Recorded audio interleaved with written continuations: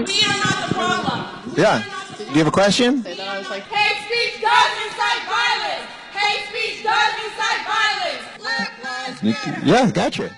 These protesters don't want this man to speak. The speaker is Dave Rubin. Hello, Internet. My name is Dave Rubin. I am the newest host here on The Young Turks. He was once a leftist. Obviously, I'm for Obamacare. You and I both started on the left. Yeah. Why did you switch? Oh, I woke up.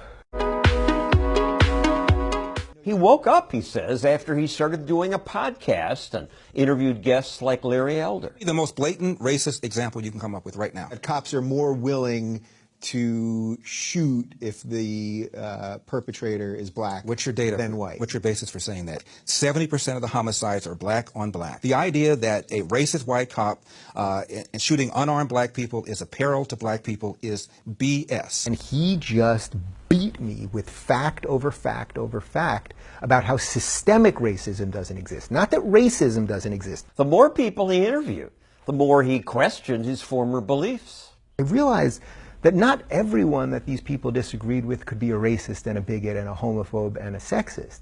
And that was the argument that was constantly being laid out. If there was a Republican that gave a speech and said, we should lower taxes, their answer was, he's racist. Now that actually makes no sense. Rubin now considers himself a classical liberal. On his podcast, he tries to interview people from the left and the right. Should government subsidize gay marriage and straight marriage the same way? Rubin was surprised that many people on the right were willing to debate. For all the differences that we might have, I'm pro-choice. Most of them are pro-life. You know, I'm against the death penalty. Most of them are for the death penalty. They're all willing to sit down and discuss ideas. When I went from left to libertarian, the right was willing to argue. If you believe in the individual, then you fundamentally understand that individuals are different. So you are willing to sit down with someone different than you. Some of his podcasts last 1 or more hours. I never thought that people would listen to interviews that long, but millions of people watch. I didn't know what was going to happen, but I started doing more of these long-form interviews, and people kept watching, and then suddenly I realized, whoa, there's a lot of people that are thinking the things that I'm thinking. Not just me, by the way, there's Joe Rogan and there's others. We're allowing people to go, all right, let's really listen to something. Let's really unpack an idea. You don't learn anything when you watch CNN. You will actually be dumber having watched CNN. Because you have your own issues and demons to resolve. All right, guys, we're live on the YouTube. Because the Rubin Report features some controversial guests. Milo Yiannopoulos, welcome to the show. And because he sometimes criticizes leftists, and maybe because his podcasts are so successful, his former colleagues now hate him. You know, the right wing loves him now because he's a puppet for the right wing. He was lazy when he worked here. He's lazy now with his ridiculous show. She just sounds envious. I lost friends. I still lose friends now. I mean, it's incredible because this goes to the laziness of the argument of the left. They believe that if you disagree with them, that you're evil. It does incite violence. Hate speech does incite violence. Evil is what these protesters call him. Ladies, I'll gladly take a question from you. Have we established that already?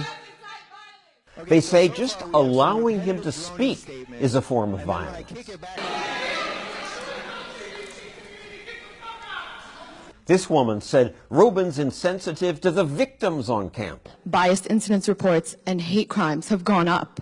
Yeah, so... And people have been spit on, and people have been threatened, and people have been told to go home to their country. It doesn't mean that bad people don't exist, but tell me about your oppression. Maybe we can work through something. I mean, tell me about your oppression. So I have no reason to sit and talk about my own oppression because that's just like mental energy. Well, that, unless I'm going to be paid. It's an oppression Olympics. It's a hierarchy of oppressions. Oppression Olympics? Yeah, so you've got to figure out how you are oppressed. If you have a limp, you're this much oppressed. Or if you're a Jew, this much oppressed. Or a Muslim, this much oppressed. Everyone wants to be oppressed. There's truth behind it. Blacks have been oppressed.